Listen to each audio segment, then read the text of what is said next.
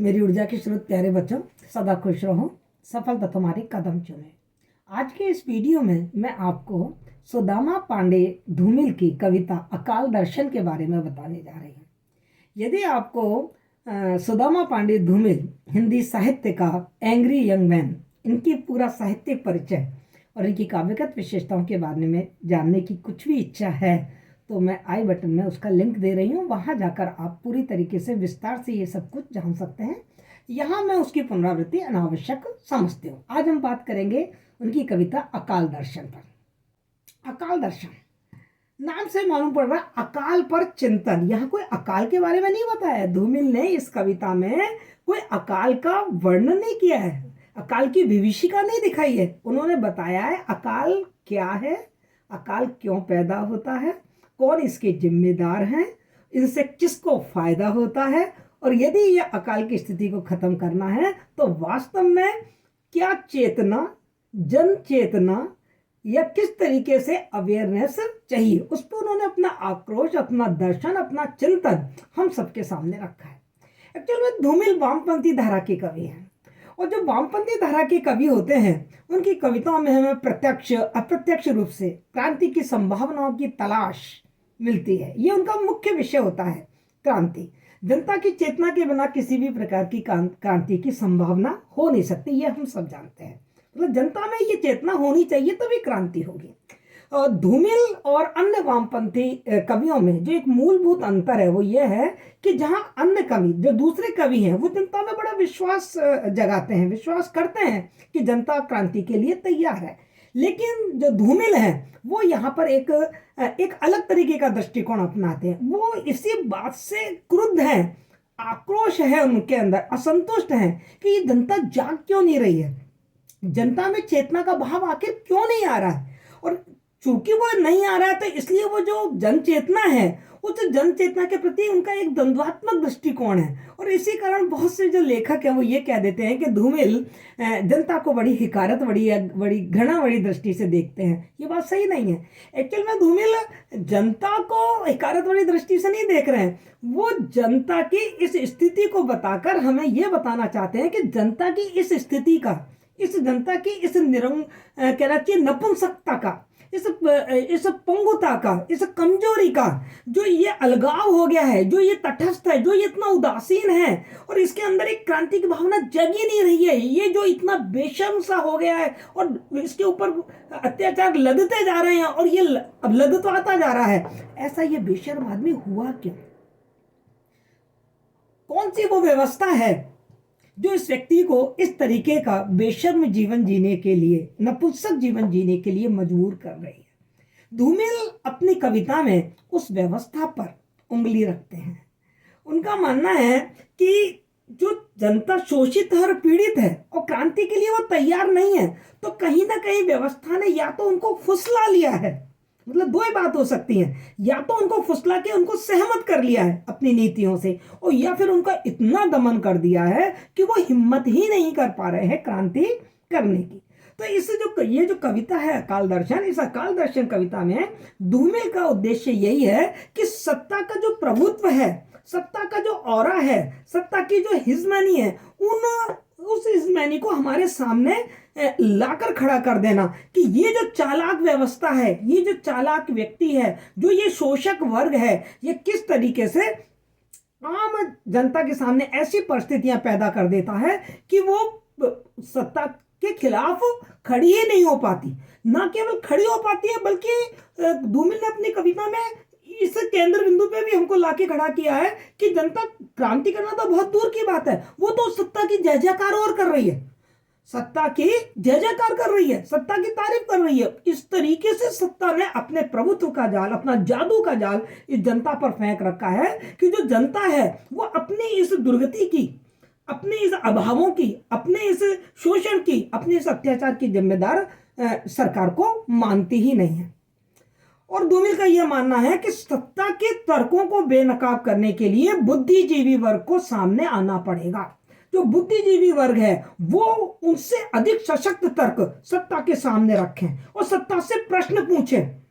इसलिए सत्ता बुद्धिजीवियों से बहुत घबराती है और वो ये सत्ता है वो बुद्धिजीवियों को अपने व्यवस्था से अलग हटाना चाहती है, उन्हें टोकने नहीं देना चाहती, उनको मुख्य धारा से अलग हटा देती है, क्योंकि वो बुद्धिजीवी वर्ग है। वो इस सत्ता की इस असलियत को समझ गया है कि सत्ता किस तरीके से जनता को बेवकूफ बना रही है, उसे बुद्धू बना रही है, पंगु बना रही है और पंगु बनाकर उसका शोषण कर रही है। अकाल दर्शन जो कविता है वो एक प्रश्न शैली में, एक आश्चर्यचकित कर देने वाली शैली में लिखी हुई कविता है।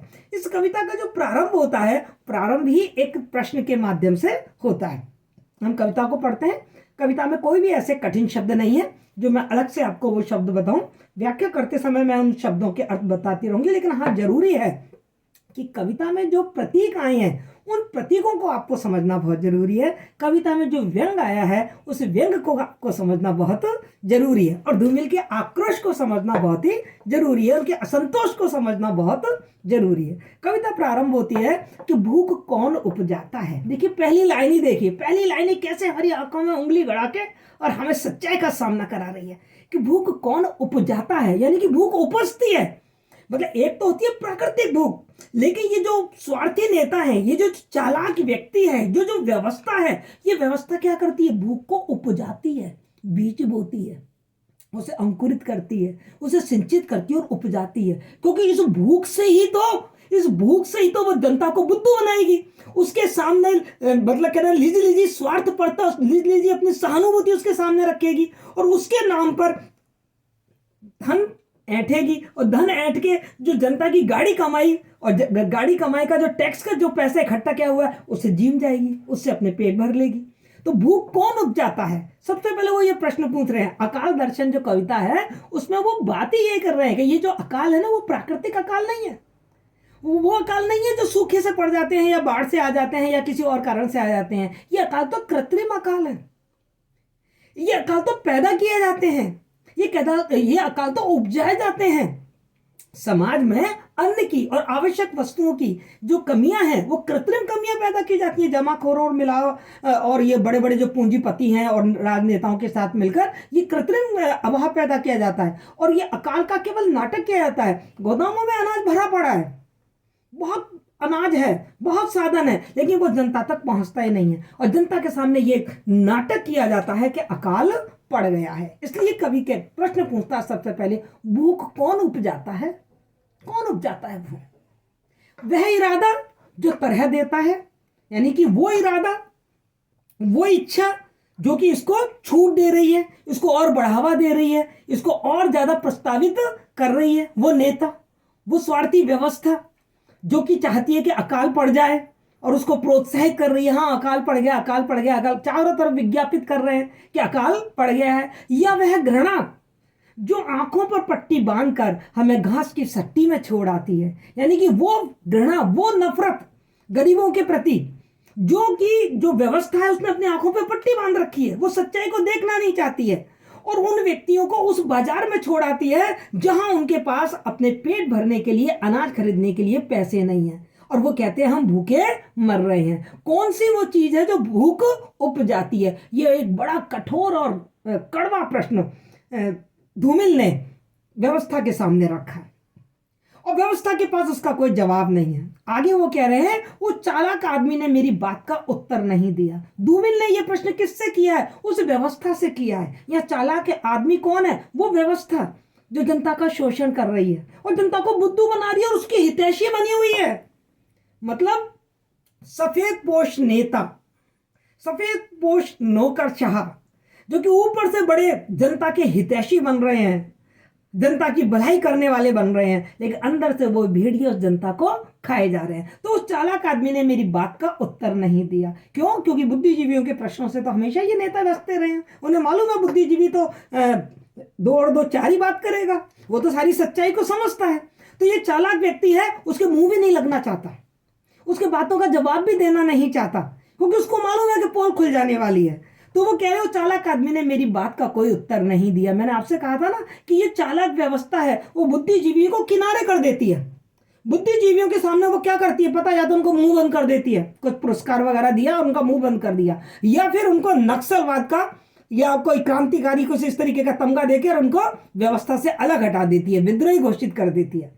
तो वो चालाक आदमी है, वो कह रहे हैं वो मेरी बात का जवाब नहीं दे रहा है, क्योंकि उसे मालूम है कि ये भूख कौन उपजाता है, हम ही उपजाने वाले हैं, तो वो अपना दोष अपने आप थोड़ी बताएगा। उसने गलियों, सड़कों और घरों में बाढ़ की तरह फैले हुए बच्चों की ओर इशारा किया और हंसने लगा। कितना बेशर्म है ये चालाक आदमी, ये व्यवस्था, ये सफेद पोश नेता कितने चालाक हैं। मुंह से कुछ नहीं बोला, और वाकई क्या होता है कि व्यवस्था जो भी समस्याएं समाज में होती हैं, उन समस्याओं के कारणों तक नहीं पहुंचती हैं, हमें झूठे छद्म कारण बताती हैं, अलग कारण बता देती हैं और जनता पर ही थोप देती हैं। अपनी समस्याओं का जो कारण है वो जनता पर ही थोप देती हैं। तो वो कह रहे हैं उस चालाक आदमी ने क्या किया कि गलियों, सड़कों और घरों में बाढ़ की तरह देखिए, मतलब आप प्रतीक देखिए और शब्दों की आंच देखिए कि धूमिल क्या कह रहे हैं कि जनसंख्या, मतलब जो बच्चे हैं वो बाढ़ की तरह फैले हुए हैं। यानी कि जैसे बाढ़ में पानी चारों तरफ फैल जाता है अव्यवस्थित रूप से, यूं तो पानी का हम बहुत उपयोग कर सकते हैं, पर बाढ़ में जो पानी है उसका दुरुपयोग हो रहा है और वो चारों तरफ फैलकर विनाश ही पैदा कर रहा है। ऐसे ही बालक बाढ़ की तरह फैले हुए हैं, उन बालकों का अच्छी तरीके से पालन पोषण नहीं हो रहा है, वो बच्चे समाज के लिए एक तरीके से विनाशक स्थिति पैदा कर रहे हैं। तो कह रहे हैं कि उसने गलियों, सड़कों, घरों में बाढ़ की तरह फैले हुए बच्चों की ओर इशारा कर दिया। ये हैं भूख, ये भूख उपजाते हैं। कौन कह रहा है? ये सफेद पोश जो व्यवस्था है, जो चालाक व्यक्ति है, उसने ये नहीं बताया कि हमारी जमाखोरी या हमारा भ्रष्टाचार या हमारी कृत्रिमता, हमारी भूख इस भूख को उपजा रही है, पैसे की भूख, हमारी पूंजीवादी जो भूख है वो इस भूख को उपजा रही है। नहीं, उन्होंने क्या कारण, क्या बहाना ले लिया कि जनसंख्या में वृद्धि हो रही है ना, इसलिए अकाल पड़ रहा है, इसलिए भूख हो रही है, इसलिए भुखमरी है, इसलिए गरीबी है। एक्चुअल में आपको बताऊं, ये कविता लिखी गई है 1971 में। 1971 में जब ये नारा दिया गया था गरीबी हटाओ, और उस समय हमारा पाकिस्तान से युद्ध चल रहा था बांग्लादेश को लेकर, तो चारों तरफ, और हमारी जो प्रधानमंत्री थी वो श्रीमती इंदिरा गांधी थी, और श्रीमती इंदिरा गांधी के नेतृत्व में हमारा प्रजातंत्र चल रहा था। और ये जो सफेद पोश नेता हैं उस समय खूब मुनाफाखोरी कर रहे थे, खूब अपने स्वार्थों को भुना रहे थे। किस नाम पर? युद्ध के नाम पर और गरीबी के नाम पर। तो उस समय ये नारा दिया गया था गरीबी हटाओ, उसी को ही इंगित करते हुए, उसी की तरफ संकेत करते हुए कवि ये वाली बात कह रहा है। और उसी समय जनसंख्या नियंत्रण की भी बात चल रही थी कि भाई जनसंख्या को नियंत्रित करो तो भूख अपने आप ही, अकाल अपने आप ही कम पड़ेंगे, गरीबी खत्म होगी, बेरोजगारी खत्म होगी, और देश की सबसे बड़ी समस्या ये जनसंख्या है, जनसंख्या पर नियंत्रण करो। मैं मानती हूँ कि अत्यधिक, मतलब अति सर्वत्र बढ़ जाते, लेकिन जनसंख्या तो किसी भी देश का मानवीय संसाधन है, उसको शिक्षित करिए, उसको स्किल करिए। यदि आपने उसको स्किल्ड कर दिया, शिक्षित कर दिया, तो वो जनसंख्या संसाधन तो आपका क्या बन जाएगा? टूल बन जाएगा। लेकिन नहीं, उन्होंने जनसंख्या वृद्धि को ही कारण बता दिया, क्योंकि उससे भी पैसा कमाना था। वो जो योजनाएं चलाई गई परिवार नियोजन की, उससे भी तो पैसा कमाया उन लोगों ने, तो उसकी तरफ इशारा करके हंसने लगा बेशर्मों की तरह, मतलब अपनी गलती दूसरे पर मढ़कर हंसने लगा। मैंने उसका हाथ पकड़ते हुए कहा, अब जो बुद्धिजीवी कवि है वो गलत बात को कैसे स्वीकार कर लेगा? उसने इस बात को स्वीकार नहीं किया, उसने उस चालाक आदमी का हाथ पकड़ लिया, ये क्या कहते हो? ये तो तुम झूठ कह रहे हो। ये जो अकाल है, ये जो भुखमरी है, इसका कारण जनसंख्या वृद्धि नहीं है। हाथ पकड़ना, हाथ पकड़ने का मतलब क्या? उसने टोका, रोका। बच्चे तो बेकारी के दिनों की बरकत है। उसने जवाब दिया, तुम क्या कह रहे हो? ये बच्चे क्या है पता है आपको? क्योंकि बेरोजगारी फैल रही है, और बेरोजगारी फैल रही है, आदमी घर में बैठा है, आदमी घर में बैठा है तो मनोरंजन के तौर पर उसके पास केवल एक ही काम है, संभोग करना, और उसका परिणाम है बच्चे पैदा होना। तो कहते हैं बच्चे तो बेकारी के दिनों की बरकत है, आप इनको रोजगार दीजिए, आप इनको रोजगार दीजिए, ये रोजगार में बिजी हो जाएंगे, फिर देखिए कैसे बच्चे पनपते हैं। नहीं, बच्चे इतने पैदा ही नहीं होंगे। इससे वे भी सहमत हैं जो हमारी हालत पर तरस खाकर खाने के लिए रसद देते हैं। कहते हैं इस वाली बात से वो सब सहमत हैं जो कभी कभी तरस खाकर, जो भूखे व्यक्ति हैं, उनको खाने के लिए रसद दे देते हैं। यानी कि अधिकारी और नेता सब इस बात से सहमत हैं कि ये जो बच्चे पैदा हो रहे हैं, जनसंख्या बढ़ रही है, इसका एक बहुत बड़ा कारण बेरोजगारी है।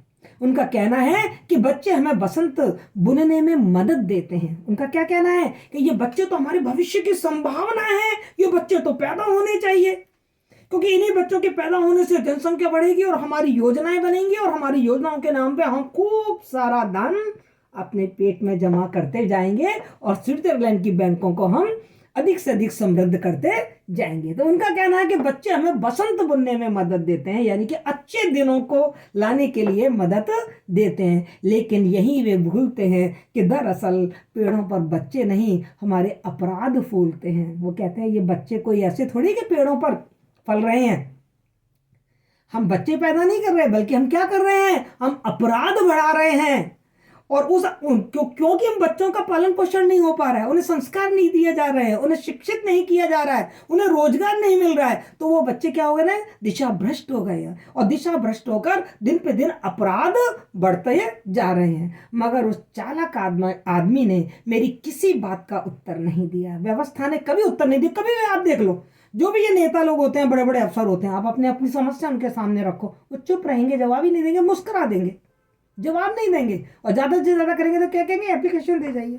लेकिन उस एप्लीकेशन का भी आपको कोई जवाब मिलने वाला नहीं है। इतने बेशर्म और इतनी मोटी खाल के मगर मच्छ आंसू बहाने वाले होते हैं ये व्यवस्था, ये नेता, ये अफसर साहब। तो मगर उस चालाक आदमी ने मेरी किसी बात का उत्तर नहीं दिया।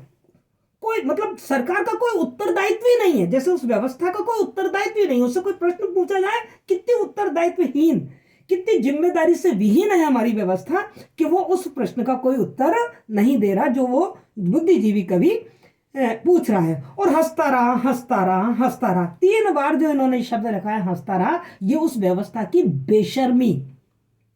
बेशर्मी को इंगित कर रहा है कि वो केवल हंस रहा है, उसके मन में कोई दया, कोई धर्म या कोई अपनी जिम्मेदारी का एहसास नहीं है। वो उस इतनी गहरी बात को भी हंसकर उड़ा देना चाहता है। फिर जल्दी से हाथ छुड़ाकर जनता के हित में स्थानांतरित हो गया। देखिए कितनी गजब का प्रतीक उन्होंने बताया है कि फिर उसको डर लगा कि ये प्रश्न में प्रश्न मेरे से पूछता चला जाएगा और पता नहीं मेरे मुंह से क्या निकल जाए, तो उसने फौरन मेरे अपना हाथ छुड़ा लिया, अर्थात मेरे से दूर हो गया और दूर होकर जनता के हित में स्थानांतरित हो गया। जनता के हित की बातें करने लगा, जनता के हितों की योजनाओं को मेरे को गिनाने लगा, जनता के हित की बात कर कि हम जनता के लिए ये कर रहे हैं, हम जनता के लिए ये एनजीओ खोले हैं, ये जनता के लिए ये योजना है, जनता को हम इस तरीके से सुविधाएं दे रहे हैं। इस तरीके से वो जनता के हित में जबरदस्ती स्थानांतरित हो गया, यानी कि उसने अपनी जो विचारधारा है वो जनता की तरफ स्थानांतरित कर दी। यानी कि मुख्य जो समस्या है, मुख्य जो प्रश्न है, उससे उसने बात की धारा को ही उलट दिया, असली बात को वो करने ही नहीं दे रहा है। मैंने खुद को समझाया। और जब ऐसी बात हुई और बुद्धिजीवी कवि को अपने प्रश्नों का उत्तर नहीं मिला और उस चालाक व्यक्ति ने उस बात की धारा को ही बदल दिया, मार्ग को ही बदल दिया, तो लेखक फिर खुद आत्मचिंतन कर रहा है, खुद अपने आप से ही वो बात कर रहा है। वो कह रहा है मैंने खुद को समझाया, मैंने अपने आप को समझाया। क्या समझाया? यार क्यों झिझकते हो, क्यों झिझकते हो, क्यों संकोच करते हो? जो सच्चाई है उस सच्चाई को समझने के लिए तुम क्यों झिझकते हो? उस जगह खाली हाथ जाने से इस तरह सिर्फ पीठ देख सकते हो। क्या तुम्हें किसी का सामना करना है? वो कहते मतलब क्या तुम इन लोगों से बात कर रहे हो? ये केवल तुम्हें पीठ दिखाएंगे, ये तुम्हें प्रश्नों के उत्तर देंगे, ये तुम्हें प्रश्नों के उत्तर देंगे ही नहीं। कवि कहता है मैंने खुद को समझाया। यार उस जगह खाली हाथ जाने से इस तरह क्यों झिझकते हो? मतलब आपको जवाब तो मिला नहीं। जो व्यवस्था है, जो चालाक आदमी है, उसने कोई आपको जवाब नहीं दिया। अब आपको आम आदमी के पास ही जाकर इस प्रश्न का उत्तर खोजना है या उन्हें जगाना है, उनमें चेतना जगानी है। तो वो कहते हैं कि ये बताओ उस जगह खाली हाथ, क्योंकि तुम्हारे हाथ में जवाब तो है नहीं, उस जगह तुम खाली हाथ जाने से क्यों झिझकते हो? मतलब जाओ, तुम्हें झिझकना नहीं है, आम जनता के पास भी तुम्हें जाना ही चाहिए। क्या तुम्हें किसी का सामना करना है? वहां जाकर तुम्हें किसी का सामना करना है, क्योंकि तुम तो अच्छी तरीके से जानते हो कि जनता भी सोई हुई है, वो भी कोई प्रश्न तुमसे पूछने वाली नहीं है, ना तुम्हें किसी प्रश्न का जवाब भी वहां से मिलने वाला है। तुम्हें किसी का सामना नहीं करना, वहां किसी विरोध का, किसी क्रांति का, किसी आक्रोश का तुम्हें सामना नहीं करना है। तुम वहां कुआं झांकते आदमी की सिर्फ पीठ देख सकते हो। जो आम जनता है वो क्या करेगी? केवल कुएं में झांक रही है कि किस तरीके से उनका पतन हो रहा है, बस अपना पतन देख रहे हैं। तुम उनकी पीठ देखोगे, तुम उनका चेहरा, उनका सामना देखोगे नहीं। मतलब पूरे पैराग्राफ में ये बात कही गई है कि जो आम जनता है, कवि कह रहा है कि वो आम जनता के पास जाकर भी मुझे कोई आशा की किरण मिलने वाली नहीं है, क्योंकि वो जो आम जनता है ना, वो भी पीठ दिखाने वाली है। वो भी सामना करने वाली नहीं है, संघर्षों का सामना करने वाली नहीं है, प्रश्न पूछने वाली नहीं है, आक्रोश जताने वाली नहीं है, विरोध करने वाली नहीं है, क्रांति करने वाली नहीं है। इसलिए यार तू झिझक मत, तू एक बार उनके पास जा। और सहसा मैंने पाया कि मैं खुद अपने सवालों के सामने खड़ा हूं, उस मुहावरे को समझ गया हूं। और चूंकि कभी एक बुद्धिजीवी व्यक्ति है तो वो कह रहा है कि अचानक मैंने देखा कि मैं मतलब ना मैं जनता के पास जाकर मुझे किसी प्रश्न का उत्तर मिलने वाला है, ना इस चालाक आदमी व्यवस्था के पास मुझे अपने प्रश्नों का कोई उत्तर मिला। मैं खुद अपने सामने ही आकर खड़ा हो गया, मैं खुद अपना आत्मविश्लेषण करने लगा, मैं खुद ये चिंतन करने लगा कि आखिर ये अकाल क्यों है। खुद वो उन सवालों के सामने मैं खुद खड़ा हो गया, मतलब सवाल भी मेरे और जवाब भी मेरे। और सहसा मैंने पाया कि मैं खुद अपने सवालों के सामने खड़ा हूं और उस मुहावरे को समझ गया हूं, यानी कि उनके जवाबों को मैं समझ गया हूं। मुहावरे का मतलब क्या है कि जो ये जवाब दे रहे हैं और जो असली जो कारण है उसको मैं समझ गया हूं। मतलब बुद्धिजीवी व्यक्ति को प्रश्न भी मालूम है और उन प्रश्न का उत्तर भी मालूम है। तो वो कह रहा है कि मुझे अपने सवालों का जवाब मेरे अंतर मन ने दे दिया। मैं समझ गया हूं कि ये अकाल क्यों है, ये गरीबी क्यों है, ये भूखमरी क्यों है, ये दुर्दशा क्यों है, ये शोषण क्यों है, जो आजादी और गांधी के नाम पर चल रहा है। बुद्धिजीवी कवि कह रहा है कि मैं समझ गया ये मुहावरा क्या है। ये मुहावरा ये है कि हमारी जो सरकार है वो गांधी के नाम पर वोट मांगती है, गांधी के नाम पर योजनाएं चलाती है और गांधी के नाम पर व्यक्ति को भूखमरी और बेरोजगारी सहने के लिए तंग कर रही है। गांधी के नाम पर व्यक्ति को शांत रहने के लिए, अहिंसा के नाम पर उनको दब्बू बनाने पर तुली हुई है। जो आज़ादी और गांधी के नाम पे चल रहा है कि बस हम आज़ाद हैं, हम आपको आज़ादी दे रहे हैं, हम आपको स्वतंत्रता दे रहे हैं, और गांधी के नाम पर ये सरकार चलाई जा रही है। हकीकत है ये कांग्रेस पर एक कड़ा व्यंग किया गया है कि कांग्रेस ने अब तक गांधी जी का नाम ले लेकर ही जनता से वोट बटोरे हैं और गांधी का नाम ले लेकर ही उनको खूब बुद्धू बनाया और उनको दब्बू बना दिया है, उन्हें क्रांति से दूर ले गए हैं, जिससे ना भूख मिट रही है और ना मौसम बदल रहा है। सरकार जो ये गांधी जी के नाम पर और आजादी के नाम पर जो योजनाएं बना रही है, जिस तरीके से प्रशासन चला रही है, इस प्रशासन से ना तो भूख मिटी है और ना ही कोई मौसम अर्थात हमारे भारत का कोई परिदृश्य बदला है। हमारा जो भारत है उसका विकास भी नहीं हो रहा है। हो क्या रहा है? लोग बिलबिला रहे हैं, लोग बिलबिला रहे हैं, पेड़ों को नंगा करते हुए पत्ते छाल खा रहे हैं। यानी कि लोग गरीबी और भुखमरी में जी रहे हैं, तड़फ रहे हैं, और चूंकि उनको अनाज नहीं मिल रहा है तो वो क्या कर रहे हैं? पेड़ों को नंगा करते हुए अर्थात पेड़ों को भी काट रहे हैं, पेड़ों को भी समाप्त कर रहे हैं और पेड़ों की पत्ते और छाल खाकर अपना पेट भर रहे हैं। यहाँ उन्होंने गरीबी की विवत्सता हमारे सामने रखी है। मर रहे हैं और भुखमरी के कारण मर रहे हैं। हम सब जानते हैं कि जब अकाल पड़ता है तो कैसे सैकड़ों लोग भूख के गाल में समा जाते हैं। दान कर रहे हैं, और कुछ लोग हैं जो इस नाम पर दान कर रहे हैं कि दान करके उन लोगों की सहानुभूति को बटोर रहे हैं, जिससे कि जब चुनाव आए तो उस सहानुभूति को वो भुना सके। जलसों और जुलूसों में भीड़ की पूरी ईमानदारी से हिस्सा ले रहे हैं और इस भूख को, इस गरीबी को किस तरीके से भुना रहे हैं कि इनके लिए जलसे निकाल रहे हैं, सभाएं कर रहे हैं, महफिलें कर रहे हैं, मजलिसें सज रही हैं और जुलूस निकाले जा रहे हैं जनता को बुद्धू बनाने के लिए कि हम आपके अधिकारों की मांग कर रहे हैं, हम आप गरीबी हटाओ, ये नारा दिया जा रहा था, जगह जगह जुलूस निकल रहे थे, गरीबी हटाओ, गरीबी हटाओ, 20 सूत्री कार्यक्रम और जनता के लिए ये कार्यक्रम और जनता के लिए अकाल सूखा राहत कार्यक्रम। इस तरीके से दुनिया भर के जलसे और जुलूसों में खूब सारी भीड़ जुटाई जा रही थी और उस भीड़ में उस जनता को हिस्सा लेने के लिए मजबूर किया जा रहा था। अकाल को सोहर की तरह गा रहे थे और अकाल को ऐसे गा रहे थे जैसे कोई गीत गा रहे हों, जैसे कोई मतलब एक तरीके से मतलब अपने कोई शुभदायक गाने गा रहे हो। सोहर उन गानों को कहते हैं जब किसी बच्चे का जन्म होता है ना, तो उस जन्म पर जो शुभकामनाओं के लिए जो गीत गाए जाते हैं उनको कहते हैं सोहर। तो वो कहते हैं अकाल को सोहर की तरह गाया जा रहा था, क्योंकि भाई उनके लिए तो अकाल पड़ा है तो उनके लिए तो कमाने का साधन मिल गया ना, उनको तो और अधिक पैसा कमाने का मौका मिल गया, तो अकाल को सोहर की तरह गाया जा रहा है। चारों तरफ अकाल अकाल अकाल अकाल ये नाम ले लेके जनता को बुद्धू बनाया जा रहा है। विदेशों से सहायता ली जा रही है, एनजीओ स्कूल्स खोले जा रहे हैं और जो बड़े बड़े बजट बन रहे हैं, बजट में अकाल राहत के लिए बड़ी भारी रकम रखी जा रही है और वो सारी रकम डकार कौन है? नौकरशाह और नेता। तो अकाल को सोहर की तरह गा रहे हैं और झुलसे हुए चेहरों पर कोई चेतावनी नहीं है। ये तो हाल नेताओं का था, लेकिन जो आम जनता है, जो भूख से मर रही है, जिनके चेहरे झुलस चुके हैं इस शोषण से, इस अत्याचार से, इस दुख की अग्नि से, उनके चेहरे पर कोई चेतावनी नहीं है, कोई आक्रोश नहीं है, कोई विरोध नहीं है। धूमिल को इसी बात का दुख है। सबसे ज्यादा जो धूमिल को दुख है वो यही है कि व्यवस्था तो अत्याचार करेगी। जो व्यवस्था है वो तो, जो सत्ता है, सत्ता की तो आदत है कि जहां सत्ता आती है तो वो सत्ता तो थोड़ी अतिचारी बन जाती है और वो निरंकुश बन जाती है, लेकिन कम से कम जिनके ऊपर अत्याचार किया जा रहा है वो तो कुछ बोले। आपको मालूम है रविन्द्रनाथ टैगोर ने कहा था कि अत्याचार करने वाले से ज्यादा दोषी है अत्याचार सहने वाला।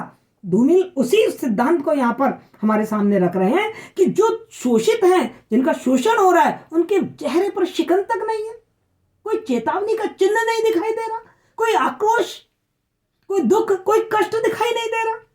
मैंने जब भी उनसे कहा कि देश शासन और राशन, उन्होंने मुझे टोक दिया। और जब बुद्धिजीवी वर्ग इस बात पे प्रश्न उठाता है व्यवस्था के सामने कि शासन क्या कर रहा है, भुखमरी फैल रही है, अकाल हो रहा है, चारों तरफ लोग मारे जा रहे हैं, तो शासन अपनी जिम्मेदारी क्या निभा रहा है, शासन ने क्या नीतियां बनाई, क्या कदम उठाए, क्यों नहीं राशन उनको बांटा गया, तो उन्होंने मुझे टोक दिया, रोक दिया। हम सब जानते हैं कि जब व्यवस्था पर इस तरीके के प्रश्न उठाए जाते हैं और प्रश्न उठाने वाला जब अकेला पड़ जाता है, जब जनता उसके साथ नहीं होती, तो सरकार क्या करती है? उठाया और जेल में डाल दिया। तो सब क्या करते हैं? उन्होंने मुझे टोक दिया, अर्थात बुद्धिजीवी कवि को रोक दिया, बोलने नहीं दिया उसे। अक्सर वे मुझे अपराध के असली मुकाम पर उंगली रखने से मना करते हैं। मैं जब भी कोई अपराध, समाज में कोई भी अपराध हो रहा होता है, तो उस अपराध का जब मैं कारण जानने की बात करता हूं, जब उसके मूल बिंदु को मैं बताता हूं, जब मैं उसको दूर करने की कोशिश करता हूं, तो ये लोग मुझे उस पर उंगली तक नहीं रखने देते, मुझे उस पर बात तक नहीं करने देते, मेरी जुबान को बंद कर देते हैं और मुझे अपने विचारों को अभिव्यक्त तक नहीं करने देते। किताबें जब्त हो जाती हैं, आपको मालूम है। जब भी इन सरकारों के विरुद्ध कुछ लिखा गया है तो क्या होता है? किताबें जब्त हो जाती हैं, लिखने पर रोक लगा दी जाती है। तो वो कह रहे हैं कि उंगली रखने से मना करते हैं। जिनका आधे से ज्यादा शरीर भेड़ियों ने खा लिया है, वे जंगल की सराहना करते हैं। अब धूमिल को व्यवस्था पे तो जो आक्रोश है वो आक्रोश है, धूमिल को आक्रोश इस जनता पर है कि जिनका आधे से ज्यादा शरीर भेड़ियों ने खा लिया है। भेड़िया कौन? ये जो शोषक वर्ग है, ये जो पूंजीवादी वर्ग है, ये सामंती प्रवृत्ति का जो व्यक्ति है, ये जो सफेद पोश नेता है, ये जो चालाक आदमी है व्यवस्था वाला, ये भेड़िए हैं। इन भेड़ियों ने इस आम आदमी के आधे शरीर को खा लिया है, अर्थात इनका शोषण कर लिया है। हर तरीके का आर्थिक शोषण, शारीरिक शोषण, मानसिक शोषण, हर तरीके का शोषण इन्होंने कर लिया है और वे जंगल की सराहना कर रहे हैं। कभी इस व्यवस्था को, जो हमारे देश में जो शासन है, उस शासन को जंगल राज का नाम दे रहा है। वो कह रहे हैं जंगल राज की सराहना कर रहे हैं। उनमें इतनी अकल नहीं है कि ये सही हो रहा है या गलत हो रहा है। हमारी दुर्दशा का जिम्मेदार कौन है? वो इसी सरकार की वाहवाह कर रहे हैं, जय जयकार कर रहे हैं, उनको उनकी जिंदाबाद रहे, अमर रहे, इस तरीके के नारे लगा रहे हैं। भारतवर्ष नदियों का देश है और यह कहा जाता है कि जो भारतवर्ष है वो तो नदियों का देश है, यहाँ तो अकाल पड़ना ही नहीं चाहिए क्योंकि ये तो नदियों का देश है। और उनको दिमाग में ये चीज बिठा दी गई है कि भाई जब जैसे नदियां ऊपर से नीचे तक बहती हैं, ऐसे पूंजीपति तो आराम से रहने वाले हैं, उनके पास से जो कुछ छोटा मोटा बचेगा वो तुम्हें मिलेगा, बस वो उसको अपना भाग्य समझ रहे हैं। जो गरीब व्यक्ति है, जो पीड़ित व्यक्ति है, जो पिछड़ा व्यक्ति है, वो इस पिछड़ेपन को, इस गरीबी को, इस भुखमरी को अपनी किस्मत मान के बैठा, अपना भाग्य मान के बैठा, और जो छोटा मोटा मिल रहा है उसकी सराहना के लिए भी उस जंगल राज की तारीफ कर रहा है। बेशक एक ख्याल ही उनका हत्यारा है। कभी कह रहा है कि उन व्यक्तियों का जो शोषण हो रहा है ना, वो उनकी इन्हीं सोच के कारण हो रहा है। इसी सोच के कारण उनको ये बुरे दिन देखने को मिल रहे हैं। ये दूसरी बात है कि इस बार उन्हें पानी नहीं मारा है। अलग अलग बार कारण होते हैं, कभी बरसात नहीं होती इसलिए अकाल का हल्ला मचा दिया जाता है, और कभी बरसात बहुत हो जाती है तो बाढ़ के कारण शोर मचा दिया जाता है। मतलब ये नेता और नौकरशाह तो इंतजार देखते हैं कि कब अकाल पड़े, कब बाढ़ आए, कब इसके नाम पे मोटा मोटा बजट पास किया जाए, और वो मोटा मोटा बजट हम डकार जाएं, मगर वे हैं कि असलियत नहीं समझते। कौन? आम जनता के लिए कह रहे हैं। कभी कह रहे मैं उनको समझा रहा हूं, मगर वे हैं कि असलियत नहीं समझते, अनाज में छिपे उस आदमी की नीयत नहीं समझते, उस व्यक्ति को नहीं समझ पा रहे, जिन्होंने वो मिलावटखोर, उन जमाखोर लोगों को नहीं समझ पा रहे, जिन्होंने अपने गोदामों में अनाजों को भरकर अकृत्रिम अभाव पैदा कर दिया है अनाज का, वो उनको समझ नहीं पा रहे। अभी भी वो उनकी नौकरी चाकरी में लगे हुए हैं, अभी भी वो उनकी ही सेवा में लगे हुए हैं। एक बात बताइए, बड़े बड़े डॉन होते हैं, बड़े बड़े जो दादा होते हैं, भाई होते हैं, उनकी दादागिरी या तानाशाही चलती किसके बल पर है? आम आदमी जो उनके आगे पीछे जो उनके गुर्गे होते हैं, यदि वो गुर्गे उनका साथ देने के लिए मना कर दें तो उनकी दादागिरी चल पाएगी, उनकी भाईगिरी चल पाएगी? तो इसी तरीके से जो आम जनता है वही तो इनकी जय जयकार कर रही है, जो पूरे समाज में अपनी गिजा वसूल करता है, कभी गाय से और कभी हाय से। ये जो नेता लोग हैं, ये जो चालाक लोग हैं, वो क्या कर रहे हैं? पूरे समुदाय से अपनी खुराक वसूल कर रहे हैं, अपना पेट भर रहे हैं, अपना पैसा कमा रहे हैं। पूंजीपति जो वर्ग है, जो सामंती वर्ग है, वो अपनी गिजा का मतलब क्या है? अपनी खुराक कमा रहे हैं, कभी गाय से, यानी कि कभी धर्म के नाम पर, सांप्रदायिकता के नाम पे लोगों को लड़ा दिया और अपना उल्लू सीधा कर लिया, बस्तियां के बस्तियां जलवा दी, लोगों के लोग मरवा दिए, और फिर राहत जो पैसा है वो घोषित करवा दिया, और वो राहत का जो कोष है वो सब हमारे जेब में चला गया। और कभी हाय से, कभी ये डर पैदा कर देते हैं कि बाह्य आक्रमण हो रहा है, हमारे देश पे ये आफत आ रही है, इसलिए ये चंदा करो, इसलिए ये टैक्स दो, इसलिए ये बजट पास करो। तो कभी गाय से और कभी हाय से। प्रतीक देखिए आप, गाय यहाँ धर्म का, सांप्रदायिकता के प्रतीक के रूप में बताया है, और हाय यहाँ बाह्य आक्रमण या और दूसरे डर दिखा दिखा के किस तरीके से ये जो चालाक आदमी है, जो व्यवस्था है, वो अपना उल्लू सीधा कर रही है। ये सब कैसे होता है मैं उन्हें समझाता हूँ। धूमिल हार नहीं मानते। धूमिल कहते हैं मैं उस आम आदमी के पास जाता हूं और उस आम आदमी से समझाता हूं कि तुम्हारी ये दुर्दशा का कारण क्या है, कौन तुम्हारी हिस्से की रोटी खा रहा है, कौन तुम पर शोषण और अत्याचार कर रहा है। मैं उन्हें समझाता हूं, मैं उन्हें ये समझाता हूं कि तुम्हारे देश में प्रजातंत्र है, और प्रजातंत्र में समानता और स्वतंत्रता की बात है। मुझे ये बताओ कि प्रजातंत्र में समानता की बात करते हैं ये नेता, ये प्रजातंत्र की कैसी समानता है?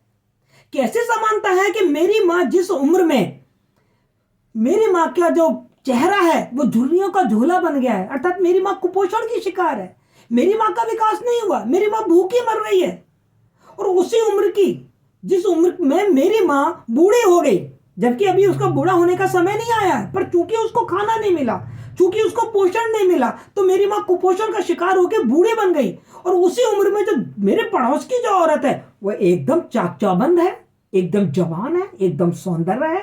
क्यों? क्योंकि उसके पास बहुत घूसखारी का पैसा आ रहा है, बहुत ऊपर का सामान आ रहा है, बहुत माल आ रहा है, वो तो मलाई खा रहे हैं, और मेरी मां को छूट भी नहीं मिल रही है, तो फिर वो तो कुपोषण की शिकार होगी। तो यहां मेरी मां किसका प्रतीक है? उस शोषित जनता का।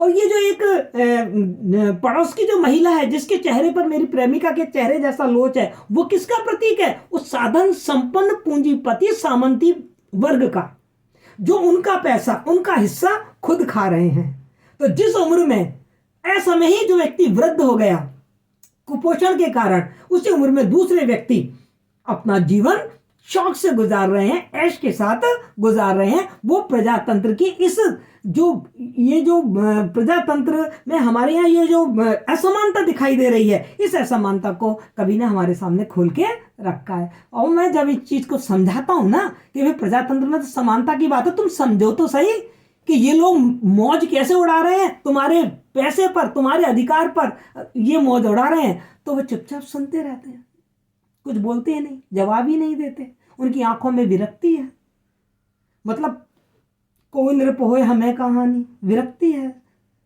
भाग्य है कि ये तो हमारा भाग्य है। ऐसा है कि जैसे उनको संसार से कोई लेना देना ही नहीं है, संसार से छोड़ के जैसे सन्यासी हो गए हैं। पछतावा है, किसका पछतावा है? कि हमने शायद कोई कर्म बुरे किए होंगे, इसलिए हमें ये भोग भोगना पड़ रहा है। संकोच है, डर है, यदि कुछ कह दिया तो पता नहीं क्या सहना पड़ेगा, या क्या है कुछ पता नहीं चलता। कभी भी कह रहा है कि मुझे कुछ भी पता नहीं चलता कि इस जो आम आदमी है ना, इसकी आंखों में क्या है। क्या वो विरक्त हो गया है कि कोई भी दुख हो, कोई भी सुख हो, मुझे कोई फर्क पड़ने वाला नहीं है, सन्यासी हो गया है वो इस तरीके का? या फिर उसके मन में पछतावा या संकोच क्या है, कुछ पता नहीं चलता। यानी कि उसके भावों का भी मुझे कुछ पता नहीं चलता। क्यों नहीं पता चलता? वे इस कदर पस्त हैं, यानी कि वो इस कदर हारे हुए हैं। देखो यहां पर हम देख रहे हैं कि धूमिल उस पंगु, उस नपुंसक और जो डरपोक और जो बेशर्मी का जीवन जी रहे हैं, उसका कारण बता रहे हैं कि वो इस कदर पस्त हैं, यानी कि वो हार गए हैं। उनमें हिम्मत बाकी नहीं है कि तटस्थ हैं, कि अपने आप को उन्होंने क्या कर लिया है, उदासीन कर लिया है। क्योंकि शायद उनके अनुभव ऐसे रहे हैं कि जब जब उन्होंने विरोध किया है, उनको और ज्यादा अत्याचार और दमन सहना पड़ा है। और मैं सोचने लगता हूं कि इस देश में एकता युद्ध की और दया अकाल की पूंजी है। देखिए आप प्रतीक देखिए, कवि क्या कह रहा है। कभी कहता है, फिर मैं ये मैं थक जाता हूँ लोगों को समझाते, फिर मैं अपने आप ही सोचता हूँ कि ये जनता एक क्यों नहीं हो रही। जबकि क्रांति कब होगी? जब जनता एक होगी तभी तो कोई क्रांति करेगा। अकेला चना तो बाहर नहीं फोड़ सकता। यदि अकेले एक दो व्यक्ति किसी व्यवस्था का विरोध करेंगे तो व्यवस्था उसको पकड़ के जेल में डाल देगी और उसको विद्रोह घोषित कर देगी। तो क्रांति कब होगी? क्रांति तो तब होगी जब सर्वहारा वर्ग, जब मजदूर वर्ग, जब पिछड़ा वर्ग, जब शोषित वर्ग एक हो जाए। देखिए आप रूस की क्रांति को देखिए, आप फ्रांस की क्रांति को देखिए, 1789 को रूस की क्रांति को देखिए, आप 1917 की, आप ब्रिटेन की क्रांति को देखिए 1688 को। सब लोग जब जनता एक हो गई तो राजा भी जमीन पर आ गए, फांसी पे लटका दिया गया राजा को। लेकिन हमारे यहाँ की जो जनता है वो तो एक ही नहीं हो रही। वो कह रही है, मैं तो ये सोच रहा हूँ हमारे देश में तो जब एकता तभी होती है जब युद्ध, हमारे भारत पर कोई बाह्य आक्रमण होता है, तब मुझे इस देश में एकता देखने को मिलती है। बाकी इस देश की आंतरिक समस्याओं को सुलझाने के लिए यदि कोई क्रांति की बात है तो मैं कहीं एकता नाम की चीज देखता नहीं। बिखरे हुए हैं ये लोग। तो मेरे देश में तो जो एकता है वो केवल तभी देखने को मिलती है जब कोई बाह्य आक्रमण होता है। और असली बात है बेटा, ये एक नहीं कितने सारे ऐसे युद्ध हुए हैं हमारे सामने। 65 का युद्ध हुआ, 62 का युद्ध हुआ, 71 का हुआ, कारगिल का युद्ध हुआ। हम सब देख रहे हैं कि जब हम पे आक्रमण होता है तो हम सब जने हो जाते हैं भारत एक है, भारत एक है। जैसे शांति होती है हम सब बिखर जाते हैं। तो कभी ना बिल्कुल सही बात कही है कि जब हमारे यहाँ एकता केवल युद्ध के समय ही देखने को मिलती है, और वो भी पाकिस्तान के विरुद्ध ज्यादा देखने को मिलेगी। और दया अकाल की पूंजी है। और हमारे देश में वैसे बड़ी नृशंसता और क्रूरता है, लेकिन जब अकाल पड़ेगी ना तब लोग बड़ी दया दिखाएंगे। बहुत लोग दान भी करेंगे। क्यों क्यों क्यों? वो उस समय भी अपनी दया का दिखावा कर रहे हैं और असली मौके का इंतजार कर रहे हैं कि इस दया को हम कब बनाएंगे। तो हमारे देश में दया और एकता सामान्य चीज नहीं है। एकता तो युद्ध के समय देखने को मिलती है और दया अकाल या आपातकाल में देखने को मिलती है। क्रांति तो यहाँ है ही नहीं। क्रांति यहाँ के असंग लोगों के लिए, असंग मतलब जो तटस्थ हैं, जो जिनके लिए क्रांति का कोई मोल नहीं है। केवल क्रांति उनके शब्दों में है, वो क्रांति का अर्थ तक नहीं जानते। क्रांति करना तो बहुत दूर की बात है। केवल क्रांति उनके लिए एक क्या है, वाग विलास है। केवल एक शब्दों का एक खेल है कि कविता लिख दी उस पर, कहानी लिख दी उस पर, मूवी बना दी उस पर, क्रांति मूवी वगैरह। क्रांति यहाँ के असंग लोगों के लिए, असंग मतलब जिन्हें कोई लेना देना ही नहीं है, जो तटस्थ है, जो उदासीन है, ऐसे लोगों के लिए किसी अबोध बच्चे के हाथों की जूजी है। अर्थात जैसे कोई अबोध बच्चा हो, जो अल्पवयस्क बच्चा है, जो अवयस्क बच्चा है, जो वयस्कता का अर्थ नहीं जानता, उसके हाथ का कोई खिलौना है क्रांति, जिसका कोई वो मोल ही नहीं जानता। इस तरीके से जो क्रांति है वो यहाँ भारतीयों के लिए, जो पिछड़ा वर्ग है उनके लिए महत्वहीन चीज है। वो क्रांति करना जानते ही नहीं है। उनके मन में क्रांति का कोई विचार आता ही नहीं है। इनडायरेक्टली हम देख रहे हैं कि जो धूमिल है साफ साफ अपने अधिकारों के लिए जनता को मोटिवेट कर रहे हैं कि जब तक आप क्रांति नहीं करेंगे तब तक आपको अपने अधिकार नहीं मिलेंगे। तभी तो धूमिल को एंग्री यंग मैन कहा गया है कि वो गुस्सा कर रहे हैं इस बात पर कि भाई क्रांति कीजिए, अपने अधिकारों को मांगिए। आप उनकी प्रौढ़ शिक्षा वाली कविता पढ़ चुके हैं, उसका वीडियो भी मैं डाल चुकी हूँ। मोची राम भी आप देख चुके हैं, है ना। आपने इनकी एक कविता रोटी और संसद भी मैं डाल चुकी हूँ। तो आप देख चुके हैं कि हर जगह जो धूमिल है वो क्रांति के लिए मोटिवेट कर रहे हैं। और कहते भी है ना कि माँ भी बच्चे को जब दूध पिलाती है, जब बच्चा रोता है तो भाई आपके अधिकार छीने जा रहे हैं। आप अपने अधिकारों के प्रति सजग रहिए।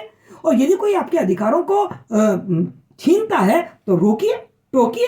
पहले राजी राजी कहिए, राजी राजी से नहीं मानते हैं तो सब जने इकट्ठे हो जाइए, इकट्ठे होकर क्रांति कीजिए। क्रांति के आगे तो बड़े बड़े सिंहासन झुक गए हैं, बड़े बड़े सिंहासन तहस नहस हो गए हैं। तो इसलिए जो धूमिल है वो अकाल दर्शन के माध्यम से अकाल के प्रति जो चिंतन है उनका, उस चिंतन को उन्होंने हमारे सामने रखा है कि अकाल का असली कारण कौन है, उसके जिम्मेदार कौन है। ये मैंने आपको कविता की व्याख्या बताई। यदि काव्यगत विशेषता की आप बात करेंगे तो आप ये देख लीजिए कि जो धूमिल हैं उन्होंने अकाल दर्शन की जो उनकी भाषा है वो बड़ी व्यंग्यात्मक भाषा है, जगह जगह प्रतीक काम में लिए गए हैं, सहज और सरल आम जनता की भाषा है, और जो शैली है वो संवादात्मक और प्रश्न शैली हमें दिख रही है। संवाद है, अपने आप से संवाद है, कहीं चालाक आदमी से संवाद है, और साथ ही उसमें प्रश्न शैली हमें दिखाई दे रही है। जगह जगह अनुप्रास अलंकार और रूपक अलंकार के हाथों की जूझी है, क्रांति को हाथों की बच्चे के हाथों की जूझी बता दिया। इस तरीके से प्रतीकात्मकता इस कविता में कूट कूट कर भरी हुई है। अब मैंने ये कविता आपको समझाई, आपको समझ में आई होगी। फिर भी यदि कोई प्रॉब्लम हो तो आप कमेंट बॉक्स में ज़रूर पूछें। यदि आपको वीडियो पसंद आया तो शेयर कीजिए और लाइक कीजिए। Thank you so much.